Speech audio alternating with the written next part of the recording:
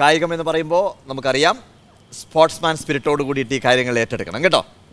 വളരെ ഊർജ്ജസ്വലരായിട്ട് ഒരു ഓട്ടക്കാരൻ്റെ ഒരു ഓട്ടക്കാരിയുടെ ഊർജ്ജസ്വലമായിട്ടുള്ള പ്രവർത്തനങ്ങളോടുകൂടി ചടുലമായിട്ട് നമുക്ക് കാര്യങ്ങളിൽ കിടക്കാം. പക്ഷേ ഒരു കാര്യം നമ്മൾ മനസ്സിലാക്കേണ്ടത് വളരെ ഫ്രാക്ഷൻ ഓഫ് സെക്കൻഡിലാണ് ഒരു ഓട്ടത്തിൻ്റെ വിധി നിർണ്ണയിക്കപ്പെടുന്നത് പലപ്പോഴും അല്ലേ.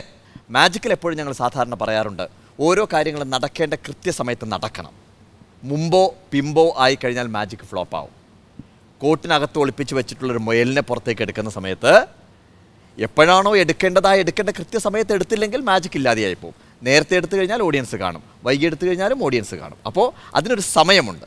ആ സമയത്തിൻ്റെ കൃത്യത എന്ന് പറയുന്നത് ഒരു കലാകാരനെ സംബന്ധിച്ചിടത്തോളം, ഒരു സ്പോർട്സ് രംഗത്ത് പ്രവർത്തിക്കുന്ന ആളുകളെ സംബന്ധിച്ചിടത്തോളം, അതിലപ്പുറം വിദ്യാർത്ഥികളെ സംബന്ധിച്ചിടത്തോളം വളരെ പ്രധാനപ്പെട്ടതാണ്. സ്പോർട്സ് എന്ന് പറയുന്ന സമയത്ത് നമുക്കറിയാം ഒരു വീടിന് നല്ലൊരു അടിത്തറ വേണമെന്ന് പറയുന്നത് പോലെ തന്നെ നമുക്ക് നല്ല ആരോഗ്യമുണ്ടെങ്കിൽ മാത്രമാണ് ജീവിതം സുന്ദരമായിട്ട് സുരഭിലമായിട്ട് നമുക്ക് മുന്നോട്ട് കൊണ്ടുപോകാൻ സാധിക്കുക.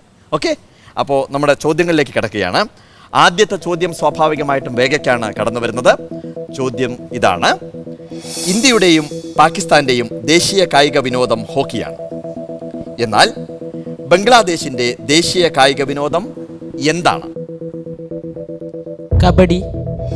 ശരിക്കും ആലോചിച്ചിട്ട് പറഞ്ഞതാണോ അറിഞ്ഞിട്ട് തന്നെ പറഞ്ഞതാണ്? അറിഞ്ഞിട്ട് തന്നെ പറഞ്ഞതാണെങ്കിൽ കൃത്യമായിട്ടും അതാവും, മാറ്റം വരില്ലല്ലോ അല്ലേ. അപ്പോൾ അറിഞ്ഞിട്ട് പറഞ്ഞതായതുകൊണ്ട് അത് തന്നെയാണ്, കബഡിയാണ്. അടുത്ത ചോദ്യം നിങ്ങളോടാണ്, ലിബ്രയോടാണ്. ഓരോ മേഖലയിലും നമുക്ക് കൂട്ടായ്മകളുണ്ട് അല്ലേ. അതിലൊന്നാണ് ഫിഡെ. ഫിഡെ എന്നത് ഏത് മത്സരവുമായി ബന്ധപ്പെട്ട സംഘടനയാണ്? ചെസ്. Perfect answer. പൂർണ്ണരൂപം എന്താണ് ഫിഡെയുടെ? Federation Internationale des Echecs. Perfect. Okay, അതുകൂടി അറിയേണ്ടതായിരുന്നു. എന്തായാലും നിങ്ങളുടെ ഉത്തരം പൂർണ്ണമാണ്, ശരിയാണ്. കൺഗ്രാറ്റുലേഷൻസ്. ഇനി അടുത്ത ചോദ്യം വരുന്നത് സിറിയസിനോടാണ്. ഓക്കെ, ദ ഗോൾ എന്നത് ഒരു സുപ്രസിദ്ധ കായിക താരത്തിന്റെ ആത്മകഥയാണ്. ആരുടേതാണ് ഇത്? പെലെ. സംശയത്തോടുകൂടി പറഞ്ഞതാണോ? ഉത്തരം ശരിയാണെന്ന് ബോധ്യമുള്ളതുകൊണ്ട് പറഞ്ഞതാണോ? സംശയത്തോടുകൂടി പറഞ്ഞതാണെങ്കിൽ തെറ്റാണ്. അത് മേജർ ധ്യാൻചന്ദിൻ്റെതാണ് ആ ആത്മകഥ. അടുത്ത ചോദ്യം നിങ്ങളോടാണ്. ചോദ്യത്തിലേക്കാണ് നമ്മൾ കടന്നു വരുന്നത്. ചോദിക്കട്ടെ? ഓക്കെ. 2013 മോസ്കോയിൽ നടന്ന ലോക അത്ലറ്റിക് ചാമ്പ്യൻഷിപ്പിലെ ഏറ്റവും വേഗതയേറിയ താരമായ ഉസൈൻ ബോൾട്ട് ഏത് രാജ്യക്കാരനാണ്? ജമൈക്ക. Perfect answer. ചോദ്യം ചോദിച്ചു, ഉത്തരം വന്നു. അതാണ് ഗംഭീരമായിട്ടുള്ള ഉത്തരം എന്ന് പറയുന്നത്.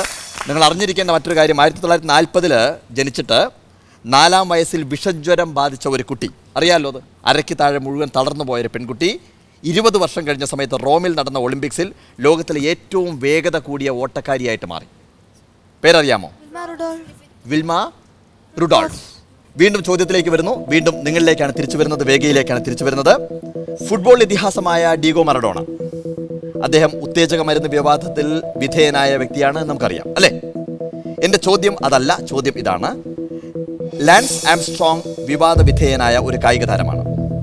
ഇദ്ദേഹത്തിന്റെ മത്സര ഇനം ഏതാണ്? Cycling. Perfect answer. Very good.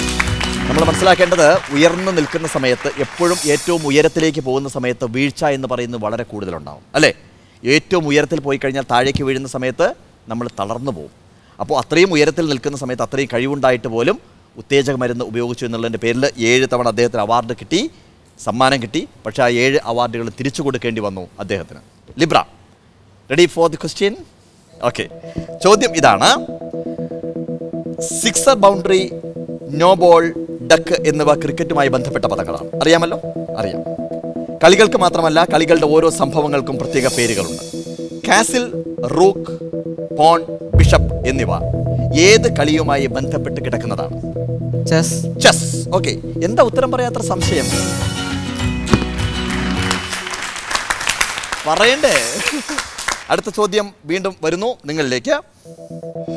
French open tennis നേടിയ ആദ്യത്തെ ഇന്ത്യക്കാരി ആരാണ്? സാനിയ മിർസ. ആണോ?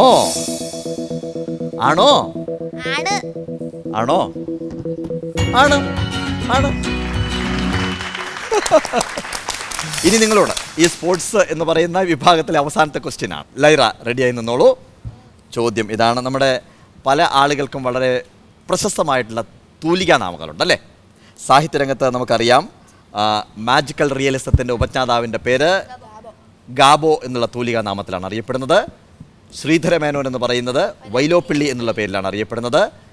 MK മേനോൻ വിലാസിനി എന്നുള്ള പേരിലാണ് അറിയപ്പെടുന്നത്. കൃഷ്ണപിള്ള ചങ്ങമ്പുഴ എന്നുള്ള പേരിലാണ് അറിയപ്പെടുന്നത്. ഉറൂബാരാണ് PC കുട്ടിക്കൃഷ്ണനാണ്. എൻ്റെ ചോദ്യം ഇതാണ്, സച്ചിൻ ടെണ്ടുൽക്കറെ മാസ്റ്റർ ബ്ലാസ്റ്റർ എന്നാണ് വിളിക്കുന്നത്. അതുപോലെ ലിറ്റിൽ മാസ്റ്റർ എന്ന് വിളിക്കപ്പെടുന്നത് ആരാണ്? Sunil Gavaskar. Perfect answer. Alright, Sunil Gavaskar. Okay, അപ്പോൾ എനിക്ക് തോന്നുന്നത് സ്പോർട്സ് നിങ്ങൾക്ക് കുറച്ചുകൂടി വഴങ്ങുന്നു എന്ന് തോന്നുന്നു അല്ലേ? സ്പോർട്സ് ചോദിച്ചു കഴിഞ്ഞപ്പോൾ എന്തായിരുന്നു എല്ലാവരുടെയും ആവേശം? കണ്ണൊക്കെ വിരിഞ്ഞ് ആവേശത്തോടു കൂടി ഉത്തരം പറയാൻ തയ്യാറായി. ചോദ്യം ചോദിക്കുന്നു, ഉത്തരം പറയുന്നു. ഇനി വളരെ പ്രധാനപ്പെട്ട ഒരു കാര്യം അറിയിക്കാനുണ്ട്. കാരണം നമ്മുടെ ഈ ഒരു എപ്പിസോഡിൽ നമുക്ക് കിട്ടിയിട്ടുള്ള ടോട്ടൽ മാർക്സ്.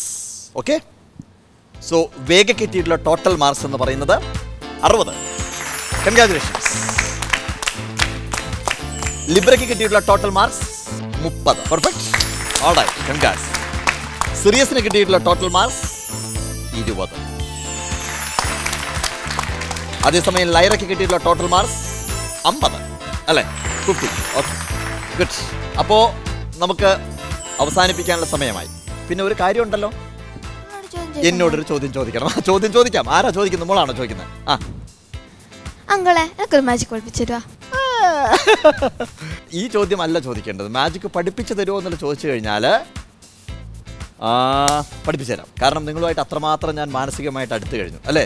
ഇപ്പോൾ ഞാൻ നിങ്ങളുടെ സ്വന്തം അങ്കിളാണ്, നിങ്ങളുടെ കൂട്ടുകാരനാണ്. അതുകൊണ്ട് മോളൊരു ചോദ്യം ചോദിച്ചു കഴിഞ്ഞാൽ തീർച്ചയായിട്ടും ഞാൻ പഠിപ്പിച്ചു തരാൻ ബാധ്യസ്ഥനാണ്.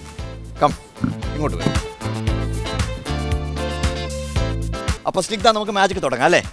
ഞാൻ നേരത്തെ ചെയ്ത പോലെ തന്നെ ബാക്കി വെച്ചിട്ടുള്ള 2 പേപ്പർ കപ്പിൾ ഉപയോഗിച്ചുകൊണ്ടാണ് മാജിക് കാണിക്കുന്നത്. സ്നിഗ്ധ കുറച്ച് മുന്നിലേക്ക് നിൽക്കാം. എൻ്റെ കയ്യിൽ കുറച്ച് വെള്ളമുണ്ട്. ഈ വെള്ളം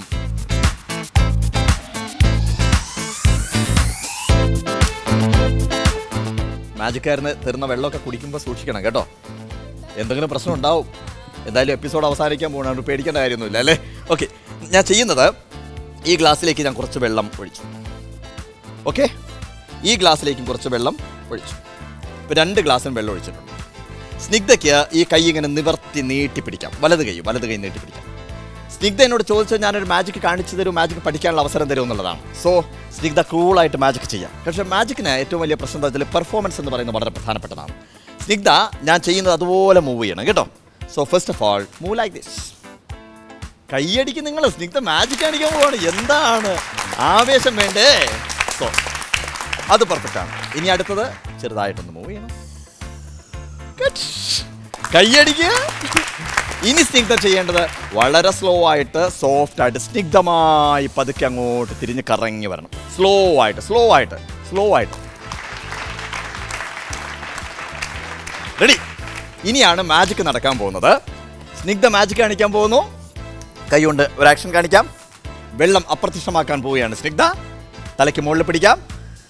മാജിക് നടക്കാൻ പോകുന്ന എല്ലാവരും സൂക്ഷിച്ച് നോക്കിക്കോണം. ഞാൻ 1 2 3 എന്ന് പറയുമ്പോൾ ഗ്ലാസിനെ തല കീഴായിട്ട് തിരിക്കണം കേട്ടോ. 1 2 3 vanish. Thank you very much. Congratulations and this is your place. നല്ലൊരു കൈയടി കൊടുക്കാം സ്നിഗ്ധയ്ക്ക്. സ്നിഗ്ധ മാജിക് കാണിച്ചു കഴിഞ്ഞു, മാജിക് പഠിച്ചു കഴിഞ്ഞു.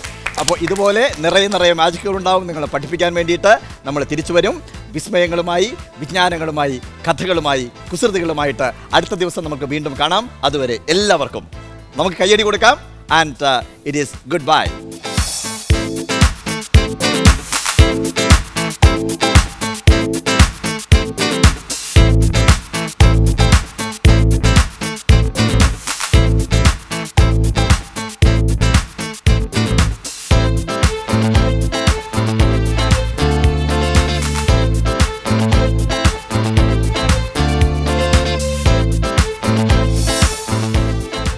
ഈ പേപ്പറിന് വീണ്ടും ചേർത്ത് വെച്ചു. വീണ്ടും അതുപോലെ തന്നെ ഒന്നുകൂടി മുറിക്കുന്നു. ഇപ്പോൾ മുറിച്ച് ധാരാളം കൊച്ചു പീസുകളാവുന്നത് നിങ്ങൾക്ക് കാണാൻ സാധിക്കുന്നുണ്ടല്ലേ? ഈ പേപ്പറിന് ധാരാളം പീസുകളായി, കൊച്ചു പീസുകളായിട്ട് ഞാൻ മുറിക്കുന്നു. 2 ചാൻസ് ഉള്ളൂ, ഒന്നുകിൽ ശരി അല്ലെങ്കിൽ തെറ്റ്. അപ്പോൾ ശരി എന്ന് വിളിച്ചു പറഞ്ഞു, ശരിയായി. ഓക്കെ, ഖ്യാതനായിട്ടുള്ള മലയാളത്തിൻ്റെ ഏറ്റവും വലിയ ഗാനഗന്ധർവൻ്റെ അച്ഛൻ അദ്ദേഹത്തെ കൊണ്ട് പാടിപ്പിച്ചിട്ടുണ്ട്. ദാസേട്ടൻ ധാരാളം പാട്ടുകൾ പാടിയിട്ടുണ്ട്. വിജയ് യേശുദാസ് മകൻ പാടിയിട്ടുണ്ട്. വിജയ് യേശുദാസിൻ്റെ മോള് അമ്മയെ കൊണ്ടും പാടിപ്പിച്ചിട്ടുണ്ട്. ദക്ഷിണാമൂർത്തി സ്വാമികൾ.